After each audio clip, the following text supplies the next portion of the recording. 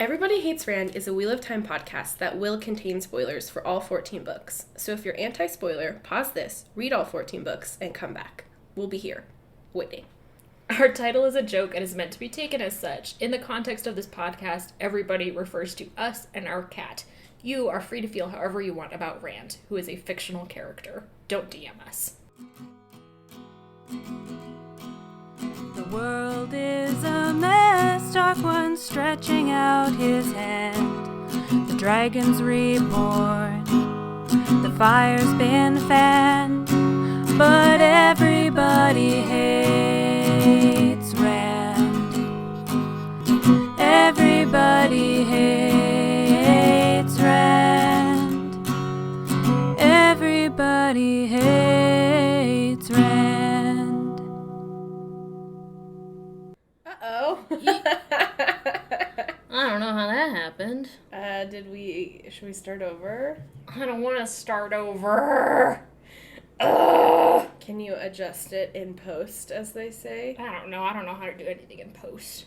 Either... What? I feel like you should know how to adjust the mic levels. That's what the sound that's... I don't know. Oh, our cabinet's open.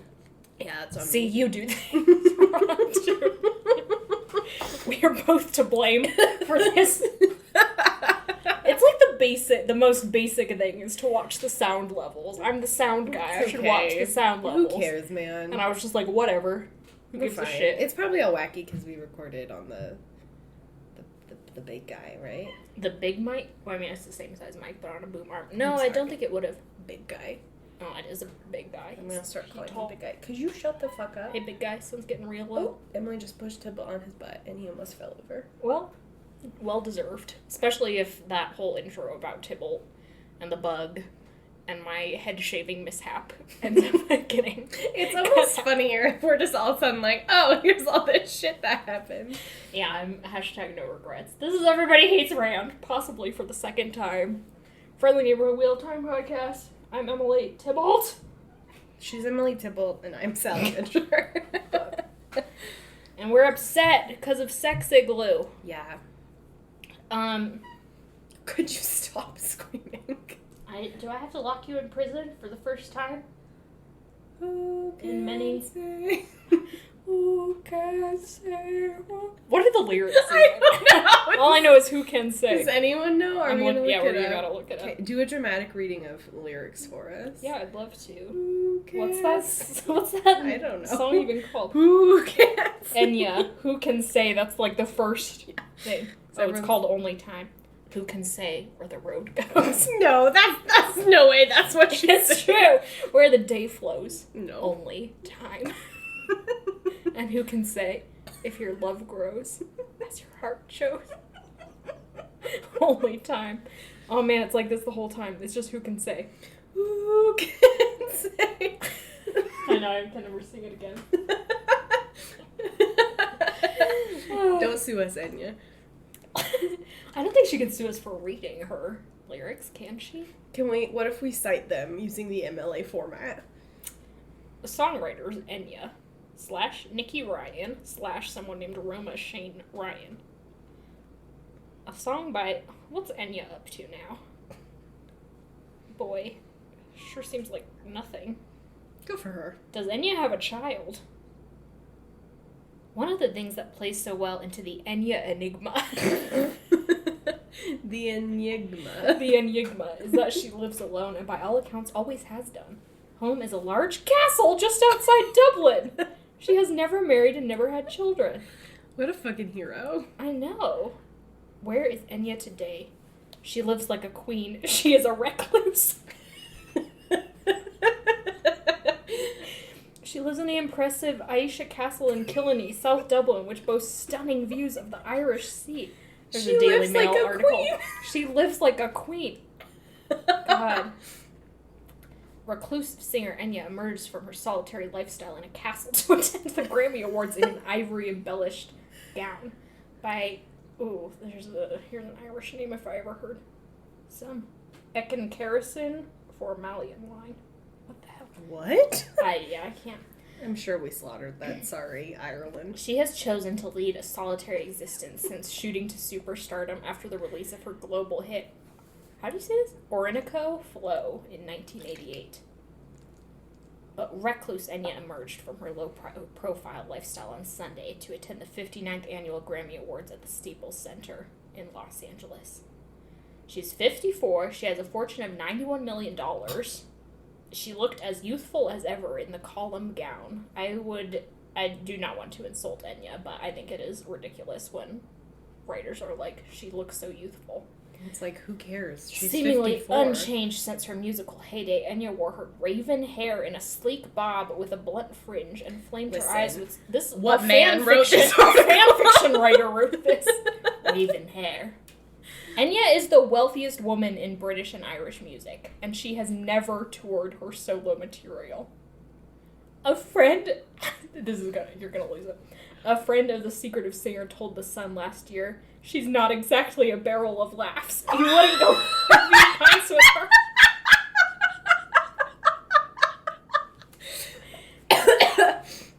While her uncle admitted, we don't see much of her. She lives like a queen. She is a recluse. Her next door neighbor is U2 frontman Bono. Jesus Christ. And in a rare televised appearance on This Morning last year, she joked that the rocker popped around to borrow sugar. I bet he didn't. I bet he didn't. Bono.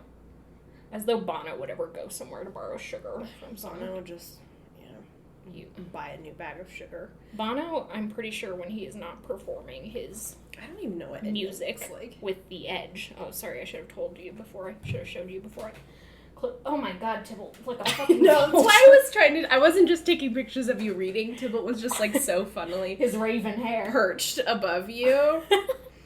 Okay. When Bono is not touring, he is like trapped in a cryogenic tanning salon. Yeah. Wearing his rose-tinted sunglasses. He comes out looking still crusty. Could you not grab me like this? Who cares? Where the road goes. I guess that makes sense. I mean, it does. It's just a lot of O's.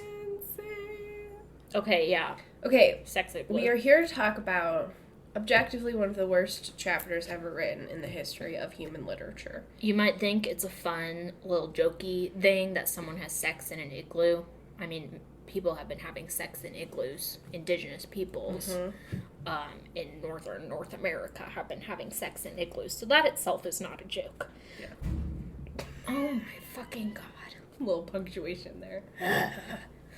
And also you might think it's funny because, like, literally every fan fiction, specifically the gay ones, have included this exact scenario. Oh, he's going for it. I gotta get him down. All right, Tybalt's going to prison. Everyone hold. Hold that thought about fan fiction. Tybalt.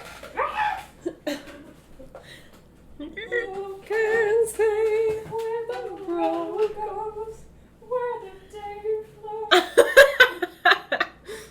Who can say? I don't know why Enya is our touchstone for this episode. It's because we were talking about her when we were watching Troy. Oh, yeah. Yeah. Because there's so much vocalization in Troy. it's I just can't been wait Enya. to go to town on Troy. It's a bad movie. It's a bad movie. Everything you want to know about the Trojan War, just watch Troy and then think the exact opposite. And that's the Trojan War. Okay. The long story short is that after the last chapter, apparently this one flowed in right after Rand leaves the bridge. That bridge where he just watched all the river go by. I hate him. Rand leaves the bridge, goes back to his room, which he has arranged so that none of the maidens will be there, and walks in, and Avienda is in his room, naked, taking, giving herself a, what's the word? Sponge bath? A sponge bath, yeah. And she's like, oh shit, I thought you wouldn't be back for a while yet. And he's like, what? And then she is like, I gotta get away. Channels a gateway, first person, I believe, to ever channel a gateway, besides one of the Forsaken, into a blizzard, which she immediately runs into. Rand's like, oh shit, survival boy, Gary Paulson, coming in hot. He grabs a bunch of blankets and things and goes running after her. They run through a blizzard. She's naked. Eventually she falls into some water, and he has to do this whole thing where he rescues her, pulls her out, is getting her warm by covering her in blankets, and eventually he strips down, gets naked with her. He makes an igloo out of the power, and then, she'll wake up and they'll have sex. So that's the 32nd edition. Tough to think about. Mm-hmm. What to talk about first? Not particularly pressing, just sort of like a passing sentiment, is that the chapter opens with Rand leaving the bridge, like walking through the town they are at, and it's just been like completely burned down, basically. Yeah, this is yet another mark of violence that they're going through, of like urban centric violence, although Rand is quick to point out that this was not caused by Couladin. This town has been burned and reburned. He goes into this whole thing about he's like, I can tell the different patterns based on the smell of char. And I'm like, are you an arson investigator? Yeah. Are you a bloodhound? Are you the arson investigator who set all those arson fires in California? Are you a bloodhound who investigates arson? What a television show that would be. You're wearing a little vest that says arson investigator. Arson investigator. But Barkson, the arson investigator. Larry the Trollocs' faithful companion. Yeah! He hates Jeremy for obvious reasons. For obvious reasons. Why wouldn't you? Okay. That's the thing, is that's how Larry the Trolloc and Jeremy the White Cloak meet, is that, what's his name? Barkson? Fucking hate you. Charles Barkson is hunting down Jeremy the White Cloak, not knowing that he's Jeremy the White Cloak, just knowing this is an insane guy who sets so many fires. Yeah. It's been a while since we added to the mythos. And Larry's of Larry like, the oh Trolloc. no, he's hot. Yeah, and Larry the Trolloc is like, oh no, he's my boyfriend. And Barkson is like, oh, I hate you. I'm gonna go hang out with Stephanie, the lesbian wolf. Yeah. So we have two canines and two humanoids. It's coming together. Again, you can't have Trolloc as, human-shaped, but also has animal features. Okay, we've got Is Jeremy the White Cloak a furry? Good for him. He's just a monster fucker. Yeah. He loves setting fires. Fucks monsters. Okay, anyway, that was a random tangent. That was our avoidance of the inevitable end. But yeah, this town has been long abandoned by most of the residents and just sort of is the site of a great deal of not quite warfare, but fighting. Rand describes it as this is a really common sight in Cairhien, which is confusing, although I guess Rand has been in Cairhien before. But he's essentially Cairhien's fucked. Yeah. And it's oh, cool. Yeah, and I just wanted to draw attention to it, because I feel so often in fantasy, our sex scenes are set up against some type of, warfare or destruction, or some type of, death and murder. There's, a big...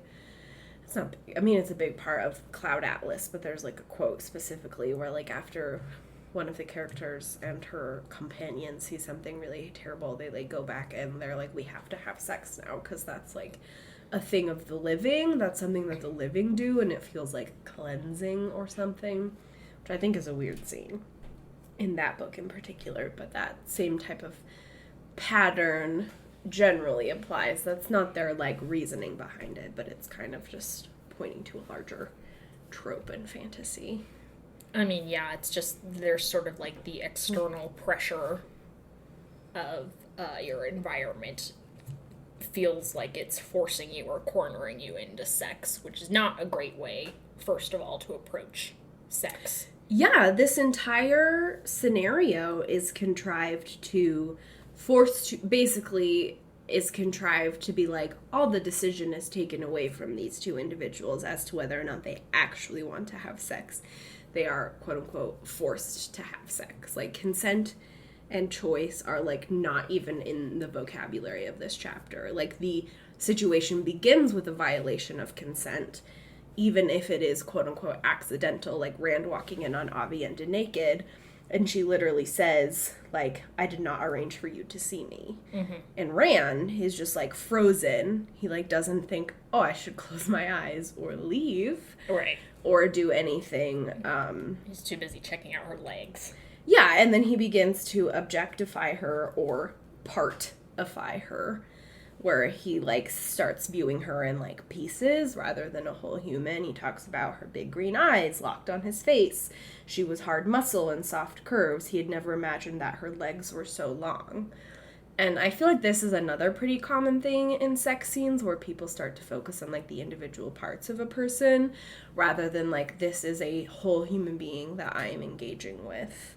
Yeah, I had a note about that too, because when they're actually on the quote-unquote crest of having sex, when they're naked together, while Avienda is hypothermic and recovering, Rand has a bunch of stuff about how her skin is like silk or like satin, and I was like, that's such a commodification of a woman's body to compare it to these things that are bought and sold. And of course, like, I don't know, I've felt a baby's skin before and been like, this is incredibly soft, because They're brand new. they're brand new in the world. But, like, to compare it to silk in that way next to all this other stuff, and in that paragraph in particular, is just, like, so Yucky. yucky. Yeah. Especially because, like, there's a way that, like, the Ale deal with, like, slight Orientalism in the Wheel of Time text, where they are our desert people who are, like, our othered culture that comes from the East. So there's just kind of some, like, layers built in, and there's literally, like, a Silk Road that once ran through the waist. So there's just, like, so many layers where I'm like, you are not viewing her as a human being, but as, like, an object, a commodified object. Right. And it is gross. The contrived, what you said earlier, contrived is such a good word for it, because I was thinking about how this is a scenario set in fan fiction so often, and it's just like a trope that's pulled out when people find that when an author is like, I have two characters who would not otherwise have sex unless they were somehow put in the scenario. And I'm like, that's such a horrible way to handle people, because, I mean, first of all, you're puppeting them in a way that isn't usually quite so obvious to your readers, or in a way that is more obvious to your readers, excuse me, but it's like the idea that they're lying together naked and that therefore nudity is the only threshold that has to be crossed in order for people to have sex, that there's not layers of consent and desire and internal factors going in. Of course, if you're laying naked next to someone you're already attracted to, you'd probably feel attraction. That's normal. But it's like, that isn't, you don't have to do anything. Yeah, You're a person. Yeah, I noted that too, where, like, when Avienda wakes up, she just, like, grabs Rand's head very violently and is like, oh, look, this is just where we are, this is what has to happen, where it's like, yeah, being naked together is, like, one very small threshold. You don't even have to be completely naked to have sex with somebody. And it's like, that does not convey consent, like, in any way, shape, or form. Like, Avienda isn't like, oh, hey, homeboy, we are lying naked together, do you want to, like, take advantage of this situation? Like, she just goes completely into it with the assumption that this is fine. And Rand even says, like, he did not think he could have stopped her. Yeah. And it's like, ew. So, like, consent and choice and, like, agency is completely ripped out of the scenario completely. I mean, that line is also a comment that he doesn't think he could have stopped her, is also a commentary on Rand's complete inability to understand female desire. And the idea that it can be as powerful and as, powerful, that it can be dominant. Dominant as his is. He's so shocked when women take the initiative, which with Rand they frequently do because he's a sexually repressed moron. But there's Avienda, there's Min later, and Elaine, when you haven't read that scene yet, but eventually she'll go kind of out of her way to arrange, let's have sex. You know, now, when he's kind of trying to sneak out the back door without doing it. Jesus Christ. Excuse me. So that's just, like, a whole other layer of... I just hate him so much. But yeah, with that idea of him being like, women are not sexually or I don't even know the right word to use, sexually present creatures. Like later when they're dressing, Avienda makes a comment about how he's got like a cute butt or whatever, and he's like horrified by it, and he's like, women do not look at men in that way. Yeah, it reminded me of the narrative that I was fed growing up in a conservative religious community, which is that men have these uncontrollable sexual desires, and it's the women's job to police those sexual desires by covering themselves up or by taking responsibility, by never putting men in the situation where men might think bad thoughts, when of course men are responsible for their own thoughts and feelings, and to deny that is to deny them a great deal of their humanity. Mm-hmm. It's an insult to men as well as to women. But like that never took into consideration the idea, and so that women also have sexual wants and desires. And so I was always so confused as like a little child when I was 10 or 11 first getting these talks in church, that then young couples could end up in bad situations, quote unquote bad situations, like a teenage girl becoming pregnant. I was like, well, she was supposed to stop him, right? Totally missing the point that A, rape exists, and B, that, well, a woman can be just as interested in sex as her male partner, if not more sometimes. Yeah. Desire is a complicated issue.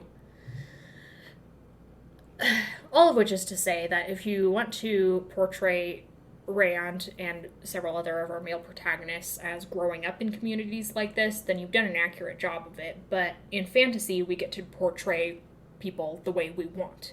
And so why would you choose to have characters come from sexually repressive communities when studies show in our world that sexual repression leads nowhere good?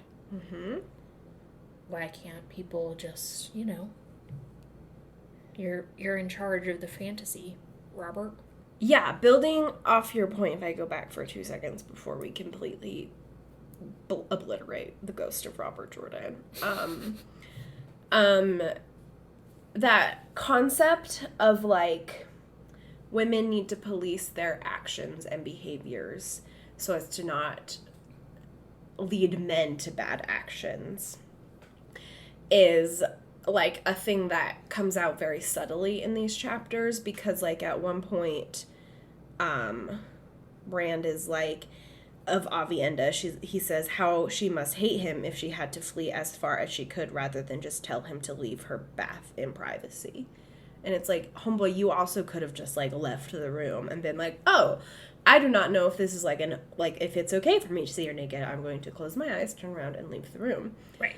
And so it's completely up to like the woman to police her actions. In Rand's point of view, he's like, Avienda is the one who needs to be doing this. But like Rand has a lot of back and forth while he's lying naked with Avienda about policing his thoughts. And I feel like I didn't grow up in the Mormon church, so I have less of or any type of conservative religion. I shouldn't just put this on Mormonism. I'm sorry, the Church of Jesus Christ of Latter-day Saints. I'm gonna roll my eyes so hard they fall out. This is, I think, a pretty common thing in a lot of conservative religions, where it's like, because sex is put on such like a weird level of like sin, that it's like it's up to women to police their actions, but it's also like men are like told that their like sexual thoughts are shameful. Mm-hmm. I feel like it's completely, like Emily said, it's completely not recognized that women have any sexual thoughts, so like their shame isn't even a recognized thing, which is why women's sexuality is its own very complicated and frustrating thing that a lot of young women have to like fight their way through themselves. But like for men, it's very much like, of course, like all teenagers start to deal with like sexual thoughts, and then all human beings deal with, not all human beings, but like most people are just like, you're attracted to somebody, and then you're like, I wonder what that person would look like naked. They're just, like, thoughts. They're, like, not inherently good or bad. But you see Rand just, like, constantly policing them, like, telling him to get his mind out of the pigsty. And he's like, why am I thinking about Elaine? Why am I thinking about Min? Just this, like, constant policing of his thoughts rather than policing of his actions. Like, he didn't necessarily have to get naked and to go into the blankets with Aviendha. He didn't have to just stay in the room with her. Like, it's just all very much like Rand is just going along with the flow, not thinking about his actions, but being just, like, so internally disgusted by himself and not questioning the actual behaviors he exhibits as a rather large boy in the world. A huge boy. Sorry, that was a little rambling. But... No, it made total sense. Not going off anything in particular, but one thing that stood out to me in this read is how this chapter is designed to fit a particular fairy tale damsel in distress narrative. Mm-hmm. And in fact, it goes out of its way to do so because Aviendha has never, prior to this, been a quote-unquote damsel in distress or someone who needed or wanted saving. As reference, you can look at a few chapters ago when she killed a snake or whatever, and Rand got all mad at her for not thinking of her own safety, when in reality she is a competent person who grew up in this environment and probably knows how to protect herself better than Rand does. Mm-hmm.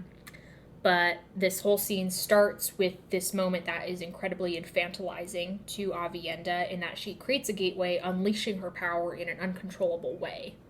We see other characters, such as Rand, do this at other instances, but with Rand, it's seen as, like, a mature, masculine form of aggression. With Aviendha, it's the flight response and the fight or flight response, and therefore is made inherently feminine, as well as childish. Mm-hmm. Because, of course, children can't win fights against adults. Yeah. But she then runs out into an environment that is both dangerous and completely unfamiliar to her. She's never seen snow before. And keeps running for what Rand tells us is several minutes. Yeah, she runs like 2 miles or something into the snow. If I ran out, if someone saw me naked, I will admit that my first instinct might also be to leave the room. Yeah. By whatever means necessary. Totally fine. But the fact that she gets out there is like, this sucks, and doesn't turn around and be like, maybe let's talk about it actually. Yeah. Hand me a robe. Is such a weird way to put her in this childish, immature. Yeah, right. Like, you brought up something I also wanted to talk about, like, she's literally having a fight or flight response, which is something that happens to people when they are traumatized. Particularly, children do this when they are traumatized. They're thinking, can I protect myself, or should I flee because an adult is scarier than me? Or freeze, or do it. Yeah, or freeze, or feign dead, responses. or, like, completely disassociate. There's a lot more things that people do other than fight and flight, but for the sense of this, we can stick there. And so it paints this moment of Rand seeing Aviendha naked as, like, intensely traumatizing. Like, intensely traumatizing enough for her to completely, like, disassociate from her behavior and feel like she needs to get not only away from the situation, but as far away from the situation as possible. Mm-hmm. And that's why she keeps running, because her, like, trauma body is just like, this is dangerous, you have to leave. And it's like, I'm in no position, again, to say how I would feel if some dude that I was attracted to walked in on me naked and I was bathing, and, like, that sounds like a horrible situation. But it also is very strange to me that Aviendha, this character who, like, has been naked in the same room with Rand before. Like, yes, she's been under blankets, but, like, she's never really expressed that much uncomfortability with her body. Like, the fact that this moment is created to be so traumatizing to her is just, like, so out of character. And it very much is meant to, like, shift her completely out of Aviendha into this damsel in distress who would have been, like, mortified to have been seen naked because she's got this modesty thing going for her. Yeah, the ale that has been drilled into our heads are do not care about nudity. Of course, context matters, but in this context, it's clearly not necessarily sexual. Yeah. She's bathing. She's bathed before in front of men, we've Yeah. been told. She's been in sweat tents with men. The idea that, and like in the exact same chapter, it's drawn to our attention that Avienda doesn't care about being naked. Yeah. Or others being naked. It's just so... It just is contrived again in the way that Avienda is just behaving the way that Robert Jordan needs her to be behaving for Rand to put his dick inside of her. Yeah, it's like Robert Jordan hit a wall where he was like, oh, I really have created a character who feels so strongly about her own agency in the scheme of fate, which is a whole other thing that Avienda's quote-unquote surrender to Rand is a surrender to fate, which is a horrible thing to put on a woman. Yep. But the idea that, I just lost my train of thought. Should we just talk about something else and see if it comes back to you? What were we talking about? We were talking about nudity and Avienda surrendering to fate. Well, especially because there's just like like we've said 100 times, the use of the concept and the very word surrender is like horribly misogynistic throughout the entire Wheel of Time series. Like, women are told, and I remember. Okay, there you go. It's like Robert Jordan hit a brick wall where he was like, I've created a character who's so impassioned about her own agency and is stubborn about it that I can literally not get her to accept Rand as a sexual partner unless I contrive a situation where she does not act like herself. That's such a buck-wild thing for you to do as a writer. Yeah. And it's so wild that we were all just like, sure, fine. Yeah. Like, you know what you could have done, Robert Jordan? Just accept that maybe Rand and Avienda don't have any chemistry, and Rand doesn't need 3 girlfriends. Yeah, I mean, the ridiculousness. Or you could have, I don't know, done some rewriting? Did you even believe in rewriting? I don't believe he did. I hate you. You really do. This I'm chapter. gonna fight him in hell. Yeah, it's time for us to completely invest in the I'm gonna fight Robert Jordan in hell stickers. The time is now. Come on. The guy. Anyway, I'm sorry. Then I No, you interrupted did your it. thought.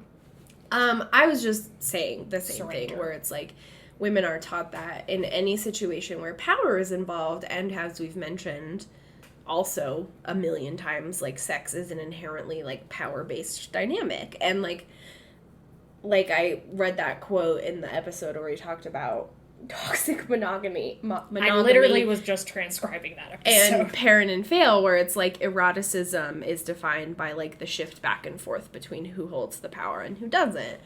And in these, like, women are never allowed to hold the power. Well, I mean, that's charged in the Wheel of Time. Never allowed to hold power. Lowercase p. Lowercase p. Especially in like sexual sense, in like sexual scenarios. Like, they are always, it's always a submission. Yeah. And men never seem to have to submit, except for Matt when he is raped. And continuing in the fairy tale narrative, we have, Rand physically has to rescue Avienda after she falls through the ice. But then once he gets her all wrapped up inside the igloo, he's laying next to her, and he says she could have been sleeping, so peaceful, not angry at all. Talking to her, and this is the same moment where he's really entrenched in policing his own thoughts, but also thinking how beautiful she is and how attracted he is to her. And it is so gross to put it in the context of she's not angry, which is what Rand understands Avienda's personality to be. So basically she is not herself, and therefore she is now accessible to me, attractive to me. It's this very like Sleeping Beauty, Snow White, almost necrophilic thing where it's like women are at their most attractive when they don't have inconvenient thoughts and feelings about the situation to get in your way. Yeah, when they are literally not doing anything When because they're not they are conscious. asleep. Yeah, it is so disgusting. That was in my notes too, Yeah. about how fucking nasty it is that he's like, oh, now that she's asleep and not yelling at me, I can accept that I find her attractive. Yeah, and if like Barf. that's something safe, sane, and consensual you're doing with your partner is playing with that, fine, Yeah. great. But this is not safe, sane, or consensual. Safe in that Avienda doesn't have protection, I'm pretty sure. She doesn't drink the magic birth control tea before this. Yeah. So, what was gonna happen? Rand's got his magic deck that makes women pregnant. So gross. And, you know, not sane because neither of them is in their right minds at the moment. Avienda's recovering from hypothermia. She literally just fell. She's basically dying. Yeah. She pretty much died for a minute there. Yeah. She should not be exerting that much energy. It's like if Rand found Matt's unconscious body after being hanged from the Tree of Knowledge, and instead of performing CPR, was like, time to fuck. It's like, Matt's so beautiful now that he's not Matt's yelling so at me. beautiful now that he's not yelling. By the way, hilarious that Rand was like, I've named this building the Wine Spring. Yeah. And so only people who have drunk from the Wine Spring or whatever in the Two Rivers, implying that only he and Matt can come in. But that doesn't come up because there's no way Matt's going anywhere near the neighborhood of Rand. Fuck what Rand is doing. Love that. Just gotta bring some Matt humor into some otherwise horrifying Except for Rand slut shames Matt when he's like, I'm as lecherous as Matt. And I'm like, don't call him lecherous. Matt is being safe, sane, and consensual. Yeah. Come on. Ugh. Yeah, it's just... The fact that Avienda is, like, unconscious at all in the, like, scenario where they have sex for the first time so bad. is, like, people should be 100% conscious when you are having sex. You should be enthusiastically conscious when you are having sex. In fact, you should be, like, 200% conscious just to make sure that people are conscious. It is so stanky. It's so stanky. I know, I need to, like, go take a shower. It's just so gross. And then they're like, we fucked for like 2 hours. 2 to 3 hours, Rand tells us. Yeah. And I'm like, okay. It's also Rand's first time. Yeah. And I mean, Avienda also says, she's like, I've heard that men get sleepy afterward, kind of implying that it's her first time. Unless she's had sex with women. Oh, yeah, we don't know. So they might have both just crossed the threshold into major sexual activity. Your sexual debut. Your sexual debut. Which is a term I like so much more than losing your virginity. Which I just want to point out was probably not good for either of them. No. Like, it's so romanticized to say, we just had sex for the first time, and God, the afterglow, and it's like, yeah, sure, you've got hella serotonin after all that, endorphins, they're flying. But it also probably was not that good. Yeah, and that's... Practice makes perfect, people. Yeah, and that's fine. That's why I like sexual debut. Yeah. Because it's like you're learning a craft. You're learning a skill. It's like a ball. Yeah. Yeah, and it's like... Well, also, this is one instance where I'm like, thank God Robert Jordan wasn't like, we're going to describe them having missionary-style sex in loving detail. But it also is like... Another instance where, like, leaning into it might have been, like, yeah, it was our first time, and it was a little awkward, but, like, we respect each other, and so we figured it out, and, like, we're gonna have sex again, and, yeah, practice makes perfect, and it's, like... But it's the fact that it's so, like, romanticized and fairy tale-esque is, again, contributing to this narrative that you are... Losing your virginity is going to be this, like, magical, amazing moment that you have with a person who's unconscious. You couldn't even leave the igloo to pee afterward. You're going to get an IUD, Avienda. An IUD. An IUD. A UTI. A UTI. Why do I always get those two mixed up? Well, 3 syllables. They both both come from the vagina. Yeah, I mean, it's all the same. It's all and the entire time I was like, Avienda's going to get pregnant. Avienda's going to get pregnant. I was like, girl. The condoms. We need a condom. There's no condom. There's no didn't pull out. Not, and that is actually an effective form of birth control. Kids, 2 forms of birth control. Yep. 2 forms. Protect yourself. Do you have anything else to add? I think we covered everything. And even one last thing on the, like, consent at the end, when Rand's like, we have to get married now. Oh my God. Avienda, instead of being like, no, I don't want to marry you, she goes into this, like, whole long spiel about customs. And so, like, for her, that's probably a smart move, because Rand wouldn't have listened if she was like, I don't want to marry you. But it's like, again, like, her consent in the matter isn't important. It's whether or not they can do it by custom. Yeah. Which is like, barf, barf, barf, barf, barf, barf town. It's it's set up in a comedic light, as many things with Robert Jordan bracketing sex are, but it's not at all funny that the conversation immediately after sex is about whether or not they should get married and whose customs are more important. Yeah. Because they're both kind of like wheedling with each other.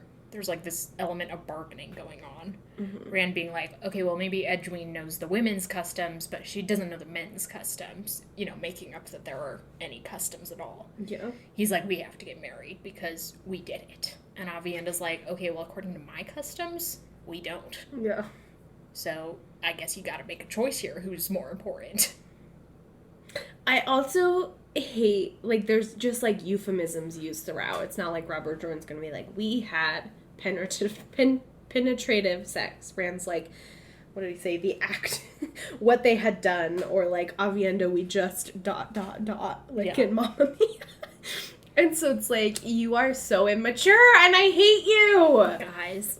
Guys and gals. And non-binary folks, don't do this. Don't take this and be like, it's time for my sexual debut. Yeah. I'm going to review the Sex Igloo chapter so I know everything I shouldn't do. 1, is it okay for me to see someone naked? 2, does this person feel like they need to run away from me? 3, is the temperature a normal, healthy, habitable human temperature? 4, is the person awake? Does anyone lose consciousness at any point because you've entered the danger zone? Yeah. That is the end zone. That's when all sexual related activity stops. How you could even still be, like, if someone was almost dead next to me, I'd be like, I wouldn't be like, oh wow. my god, what did Gary Paulson say Yeah. in this chapter of Hatchet? I gotta remember the first aid. Yeah, I wouldn't be like, wow, they're so soft and beautiful because they're not mad at me. I'd be like, this bitch is going to die. Oh, by the way, in like contrast to Avienda's hyper incompetence in this chapter is Rand's hyper competence. Yeah. That he just knows to get blankets and then run after Avienda, and he's doing all this wicked cool stuff with the power that he's never done before. Yeah. And all this bullshit. Which also, like, subtly reinforces the narrative that, like, men should be good at sex immediately. Yeah. And it's like, that's not true. No one's good at anything immediately. Yeah. So it's like he's, like, built up to basically just be this, like, young stud who is taking care of Avienda in every conceivable way. So, of course, he's gonna bone her down so good. For 2 to 3 hours. There's a whole other chapter we read, and I'm like, don't even want to talk about it. I mean, it's just Rand and Avienda going back to the gateway, encountering some Shanshin on the way. Rand gets a stupid spear. Rand gets a stupid spear and then threatens Asmodean's life as soon as they get back. Yeah, and Asmodean tells us that, like, the ale came, and Asmodean is like, they don't want to be disturbed. And, of course, everyone was like, that means they're fucking. It is kind of hilarious that Avienda's sister came in, was like, where are they? And Asmodean's like, they don't want to be disturbed. And Avienda's sister was like, oh, hell yeah! See, I mean, yeah, good for her sister, but I don't love the way that the ale are framed at the end of this, where they're, like, below the window screaming. Yeah. Because that is also a shaming behavior that, like, is not actually sex positive. Like, they're publicly being like, wow, these people are having sex, when A, they actually don't know if that's the case, and B, like, Rand and Avienda, if that were the case, did not consent to have their sexual activity, like, disclosed. Yeah, even if this is a cultural thing among the ale, where sex is celebrated in that sort of way, Rand is not raised in that culture. However much he's been adopted into it, he didn't consent to that right off the bat. Yeah. And, like, I don't really think Avienda would be fond of it either, considering how she reacts when she's like, I'm gonna kick my sister's ass. Which, also good for her. Yeah. It's just so funny that Avienda has a sister. I know, that we're just learning about. Yeah, she's just like, oh, she's a weaver who was taking Guy Shane, and we're like, oh, okay. We're like, what? Oh, someone has an alive sibling? What a shock. Unbelievable. Yeah, and then Rand is like, Asmodean, I'll kill you if you don't tell me things I don't know to ask. Yeah, because he's like, Asmodean, how did you disguise that there was a gateway in the middle of the room? And Asmodean's like, it's just like a little trick with light. And Rand's like, well, why haven't you taught it to me? And Asmodean's like, because you didn't ask. There are a million things I know how to do that you don't. Because you've literally been doing this for like 3 months. Yeah. Everyone's like, well, from now on, every time I ask you something, you have to think of 2 more things that I haven't asked you. And I'm like, buddy, I love threatening your teacher into such a healthy relationship. Yeah, and it's gross. At the end of this, again, like, Rand is positioned in this, like, nasty power dynamic where, like, he just, like, it's just, like, too close. Threatening someone's life is way too close to Rand having sex for the first time. Yeah, while he's holding a shortened spear, an inherently phallic object. These 2 chapters are disgusting. Yeah, it's also, like, just gross. I mean, the whole blizzard aside, the fact that they wake up and realize they're in Shanshan and are immediately confronted with human slavery is, like, such a nasty thing to put right next to sex. And obviously, like, sex happens around and in slavery, like, not shaming that, but it's, like, in a narrative context, putting those 2 things together, especially considering how often the narrative goes out of its way to support the idea of slavery, is horrible. Yeah, it's like life, like, sex is a part of life, and life just continues to happen no matter whatever else is going on. But it's like, again, Robert Jordan was constructing an intentionally structured narrative. He could have chosen for them to have sex in a different scenario. He did not have to do all this shit about, oh, a village got burned down, oh, Avienda is acting completely out of character. Is this even Avienda? Who knows? It's fucking changeling. Invasion of the Body Snatchers. And then we're gonna be like, oh no, human slavery. Fuck, it's the Shanshan. It's just so stanky. It's stanky, nasty behavior. Barf. Yeah, barf is central. So that's that. Or something. I feel like we made some points. I like your notes. My notes? Yeah. I like your notes. Oh, thanks. There's on my phone. I just drew, like, a little angry face in my notes when it's like, she falls in the water, of course. Yeah, Angry face. classic. The next chapters revolve around Nynaeve and Elaine at the circus. We will also be getting Brigitte added to the narrative, which is a really redemptive moment for me, but does not erase the trauma that I have experienced in reading these chapters. So next week's circus. All eyes on me in the center of the ring. Just like the circus. Thank you for joining us. Hope that diatribe brightened your day somehow. Thank you to Glenn McKenzie for our theme song. Thank you to Enya for your contributions to the beginning of this podcast. What a rogue. And no thank you to Robert Jordan for making us read this. I mean, we chose to read it, but, like, you put it in there. Did we choose to read it? Or were we contrived to? God's like, you've seen my trap. The usual announcements this week. Check us out on social media. I'll be doing a live stream of Wind Waker this Friday, unless something comes up, in which case I'm sure you'll know about it. We have lots of extra content on our Patreon. We're also trying, or I should say Sally is trying, every Wednesday to put a list of action items on our social media in case you are feeling powerless in some way in the midst of all of this that is going on. You do have power, you do have a voice, you have the ability to use it. Yep, you have, believe it or not, in this shithole society, you do have the power. You have capital, because we live in a capitalist society. You can vote with your wallet. You can vote with you have social capital, so you can influence your social circles. You have sexual capital, believe it or not. You're all very sexy.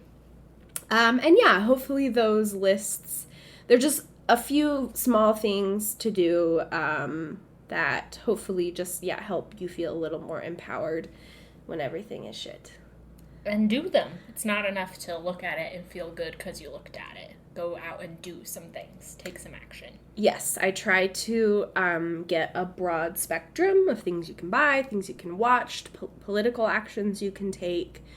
But you do, Emily is right, you do have to do the crucial step of going out and taking action. The empathy response is not enough. So please donate. please email the Kentucky Attorney General asking him to charge and fire the cops that killed Breonna Taylor. So many things. Do you have a sign-off? I do, and it is related, unfortunately, to this episode. Oh, no. So at the aviary, we have an internal committee whose job is to, like, boost employee morale and, like, make everybody feel connected. And one of the things they started doing this year, which is actually really cute, is sending candygrams. So, like, you can send a cute little message to your coworker, and it'll be, like, come with a little piece of candy, except now that we're all doing digitally, it's just, like, they get all sent out at the end of the week. But it's a way to be, like, thank you for helping me with this project, or, like, I really appreciate you, and I don't get the chance to say it enough. Like, they're usually all very sweet.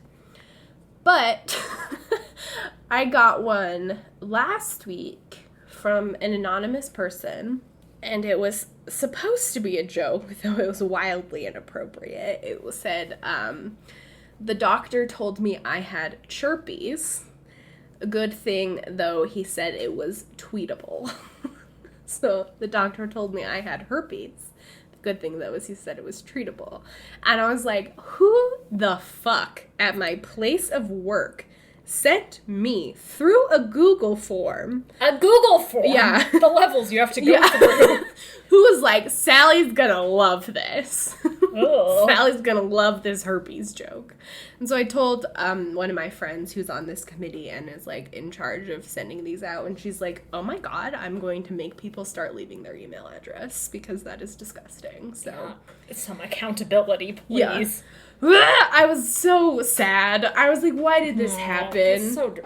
Why did Sex Igloo happen? Why did this happen is the prevailing mood as we depart. Ow, my elbow. Oh, okay.